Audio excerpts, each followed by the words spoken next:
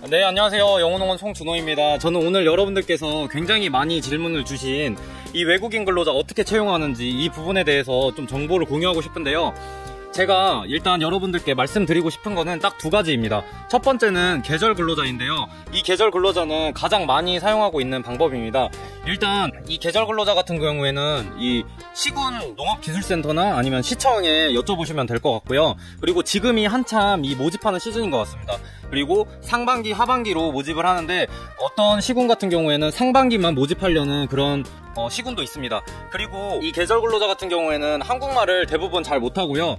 그리고 8개월까지밖에 한국에 없습니다. 그래서 여러분들이 농번기 시즌에만 이렇게 사용하시기에는 굉장히 좋은 그런 방법이고요. 그리고 대부분 급여 같은 경우에는 최저임금으로 시작을 하고, 여러분들이 일이 없을 때 그 농한기 때 그때도 일을 굳이 시킬 필요는 없습니다. 근데 그 외국인 입장에서는 좀 손해가 있겠죠. 그리고 여러분들 그 숙소 부분에서도 이 계절 근로자의 장점이 굉장히 많은데요. 제가 앞으로 말씀드릴 다른 그 근로 형태 같은 경우에는 좀 제약이 많이 있는데 계절 근로자 같은 경우에는 그 정도는 아닙니다. 그래서 뭐 고용주랑 같은 숙소를 사용하셔도 되고, 불법 건축물에서 이렇게 살면 안 되겠지만 대부분 많이 불법 건축물을 제공해주고 계십니다. 그리고 실제로 이 숙소에 대한 굉장히 숙소를 좀 타이트하게 보지는 않고요. 그리고 또 한 가지, 주변에 요즘에 결혼 이민자분들이 굉장히 많잖아요. 결혼 이민자의 가족을 또 데려올 경우에는요, 여러분들이 8개월 이후에 계속 그분만 계속 데려올 수도 있습니다. 그런 점이 굉장히 장점이고요. 그리고 단점은 아까 전에 말씀드렸듯이 계절 근로자의 그 가족이 아닌 그냥 여러분들이 랜덤 형태로 데려오신 분 같은 경우에는 정말 일을 잘한 분이더라도 내년에 다시 데려올 수는 없습니다. 이 부분 또한 내년 또한 무조건 랜덤으로 이 배정이 되기 때문에 이런 부분이 좀 어려움이 있고, 그리고 한국말을 좀 잘 못한다는 점이 좀 단점일 것 같습니다. 그리고 또 8개월밖에 일을 못한다는 점도 굉장히 단점이겠죠. 왜냐면 일을 좀 할만하다 싶으면 간다는 그런 말씀을 굉장히 많이 하시거든요. 그래서 이 계절 근로자 형태가 맞다면 저는 계절 근로자를 굉장히 추천을 드리고요. 그리고 다음으로는 E9 근로자입니다. E9 근로자 같은 경우에는 장점이 최대 9년 정도까지 이 한국에서 거주할 수 있고요. 그리고 한국말 시험을 다 거친 분들이 오기 때문에 한국말을 엄청나게 잘합니다. 진짜 엄청나게 잘하고, 그리고 제가 아까 전에 9년 동안 일한다고 했잖아요. 그런 경우에는 굉장히 숙달된 인력으로 여러분들이 꾸준하게 근로도 연장하실 수 있습니다. 그리고 또 그리고 이제 단점을 말씀을 드리면요, 농업에는 농번기, 농한기가 있는데 농한기에도 여러분들 계속 근로를 시키셔야 됩니다.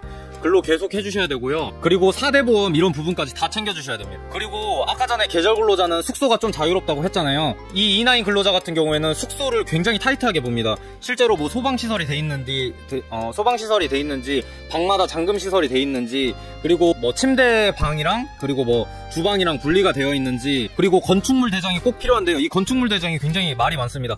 건축물 대장으로 다 되어 있고, 그리고 이 건축물 대장상 용도가 숙소로 다 적혀 있어야 됩니다. 이런 부분이 가장 큰 어려운 점이라고 할 수 있고요. 그리고 아까 전에 말씀드렸듯이 농한기에도 계속 일을 시키셔야 됩니다. 그리고 여러분들, 제가 계속 말씀드리지만 아까 전에 말씀드린 계절 근로자 그리고 E9 근로자 모두 여러분들이 일이 없다고 다른 데서 일 시키시면 그거 굉장히 큰 불법입니다. 그래서 절대 그렇게 하시면 안 되고요. 무조건 여러분들 계약한 근로장에서만, 근로사업장에서만 꼭 일을 시키셔야 됩니다. 그런 점도 꼭 유의를 해주셔야 될 것 같고요.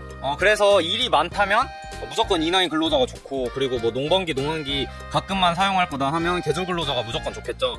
그리고 또 한 가지, 저희가 영혼농원에서 이번에 E7 비자를 또 만들었거든요. E7 비자 같은 경우에는 E9의 업그레이드 버전입니다. 그래서 이 비자 같은 경우 연장만 계속 한다면 거의 9년의 그런 제약이 없이 평생 근로가 가능하고요. 그리고 또 한국으로 이민까지 할 수 있는 그런 절차로도 여러분들이 밟으실 수도 있습니다. E7의 장점은 가족도 데려올 수가 있고요. 그리고 자녀가 있는 경우 자녀가 이 한국에서 뭐 초등학교, 중학교, 고등학교까지 학교를 다니셔도 됩니다. 그리고 E9, E7 비자 같은 경우에는 운전면허를 취득해서 합법적으로 운전하는 경우도 굉장히 많고요. 그리고 당연히 지게차 이런 부분도 가능합니다. 그리고 한 사업장에서 10년 이상 일하면요, 그 외국인 근로자도 진짜 모든 일을 다 하실 수 있거든요. 그래서 이 외국인 근로자도 굉장히 일을 잘하기 때문에 그런 제가 방금 말씀드린 E9, E7 비자, 그리고 또 거기서 한 단계 업그레이드 하면 F2R 비자가 있거든요.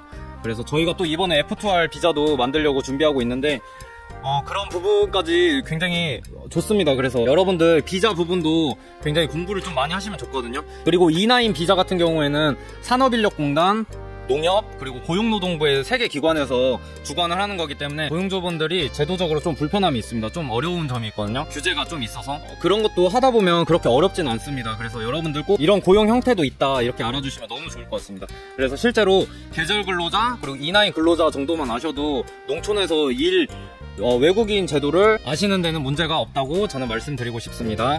이상 영어농원 송준호였습니다. 감사합니다.